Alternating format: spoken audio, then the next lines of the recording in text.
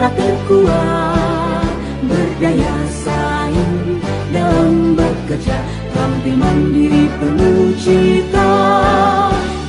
Marilah kita generasi bangsa, potensi yang unggul merata, berwawasan tinggi, berbudi mulia, giat belajar selalu berusaha. SMK bisa raih prestasi, ukir masa depan, menerjang zaman menyingsang pembangunan. Siap sedia dan selalu bangga dari SMK untuk Indonesia.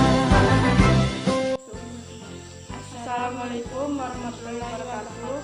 Perkenalkan, nama saya Siti Nurjana. Saya Dewi Sitawati. Kami dari kelas 11 OTKP. Di sini kami akan menjelaskan tentang komunikasi efektif kehumasan. Komunikasi adalah proses penyampaian informasi, pesan, gagasan atau pengertian dengan menggunakan lambang yang mengandung arti baik secara verbal maupun non-verbal, dan seseorang maupun kelompok orang kepada seseorang atau kelompok lainnya perubahan. Tujuan komunikasi menurut perubahan sikap dapat mengubah sikap setelah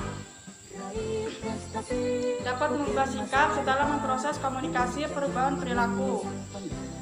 Perubahan perilaku jika dalam proses komunikasi, komunikator memiliki kredibilitas. Perubahan pendapat yang terjadi saat rangkaian komunikasi terjadi. Perubahan sosial yang terjadi dalam tatanan masyarakat. Fungsi komunikasi Menginformasikan, memberi informasi tentang suatu hal, mendidik, menyampaikan ide dan pikiran agar orang lain mendapat informasi dan ilmu pengetahuan, menghibur, menyampaikan hiburan atau menghibur, memengaruhi, saling memengaruhi pikiran. Komunikasi mengubah tingkah laku sesuai harapan.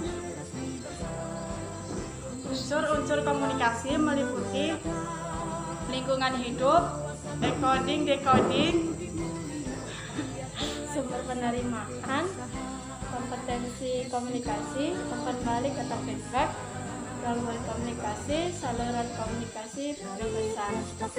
Jenis-jenis komunikasi meliputi cara penyampaian, lisan dan tulis, perilaku, formal, informal, dan non-formal, ruang lingkup, vertikal, horizontal, diagonal, Aliran informasi satu arah, dua arah, ke bawah dan ke samping, peranan individu dengan lingkungan, dengan kelompok, jaringan kerja, rantai, lingkaran, dan bintang. Gaya. Ada 6 gaya dalam jenis ini. Yang pertama, controlling style, mengendalikan dengan membatasi, mengatur, dan memaksa. Yang kedua, the equitarian style, landasan kesamaan. Yang ketiga, structuring style, menetapkan perintah yang harus dilakukan. Yang keempat, the dynamic style, agresif dan cenderung berorientasi pada tindakan. Yang kelima, the requiescing style, kesediaan untuk menerima saran, pendapat ataupun gagasan. Yang keenam, the withdrawal style, tidak ada keinginan dari orang pemakai gaya ini untuk berkomunikasi. Hambatan komunikasi meliputi psikologis, yaitu kepentingan dan prasangka. Yang kedua, sosial kultural, yaitu etnik, norma sosial, kemampuan bahasa, semantik, mendidik dan mekanis. Yang ketiga, interaksi verbal, yaitu polaris, orientasi, internasional, dan diskriminasi. Yang keempat, antar individu dan organisasi, yaitu antar manusia dalam organisasi. Upaya mengatasi hambatan komunikasi. Yang pertama, ada lengkap, berisi semua materi yang diperlukan. Yang kedua, singkat, menggunakan kata seminim mungkin tanpa mengurangi makna. Yang ketiga, pertimbangan, mempertimbangkan menerima pesan atau empati. Yang keempat, konkret, dijelaskan dengan bahasa yang jelas. Yang kelima, kejelasan, yaitu bahasa yang mudah dimengerti. Keenam, kesopanan, yaitu gaya bahasa dan ada yang sopan. Yang ketujuh, ketelitian, yaitu tata bahasa harus normal dan resmi. Teknik komunikasi efektif meliputi komunikasi informatif, menyampaikan informasi kognitif, komunikasi persuasif, mengubah sikap perilaku, dan menekan sisi psikologis komunikan. Komunikasi bersifat perintah, komunikasi instruktif yang bersifat paksaan. Hubungan manusia mengandung nilai kemanusiaan dan unsur kejiwaan mendalam. Media komunikasi humas. Pengertian media humas.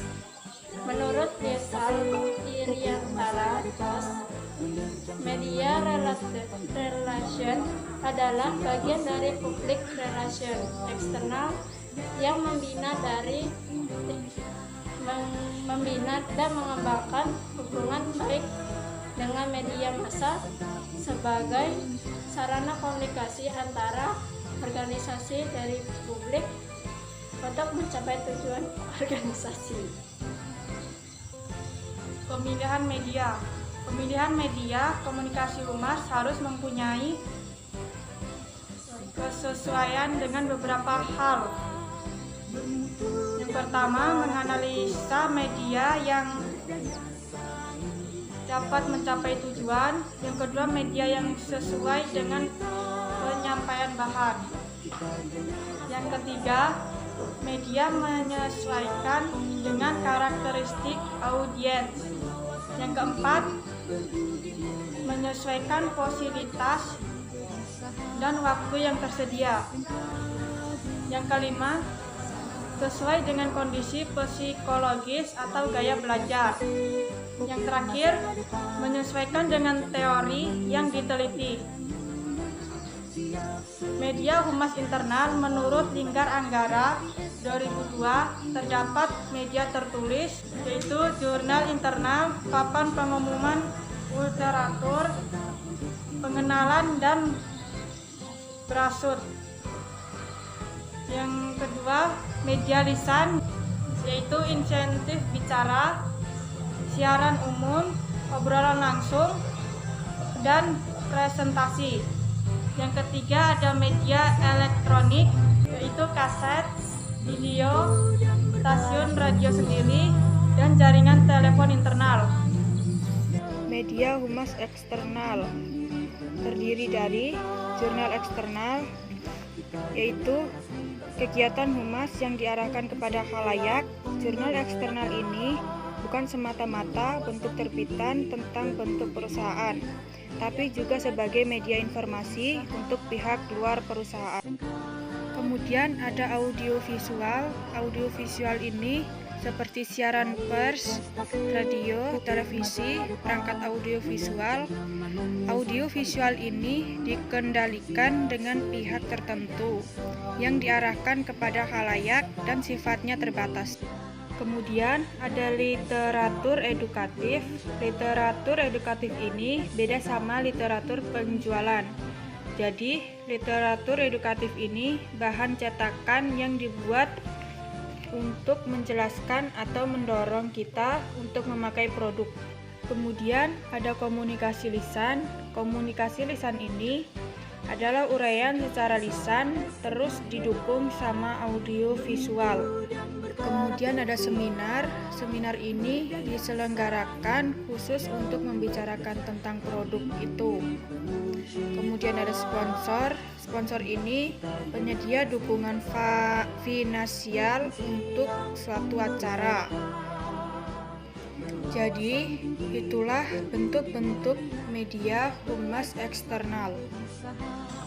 Sekian penjelasan dari kami. Jika ada salah kata yang kurang berkenan, kami mohon maaf. Wassalamualaikum warahmatullahi wabarakatuh. depan menerjang zaman menyingsang pembangunan, siap sedia dan selalu bangga dari SMK untuk Indonesia, dari SMK untuk Indonesia, dari SMK untuk Indonesia.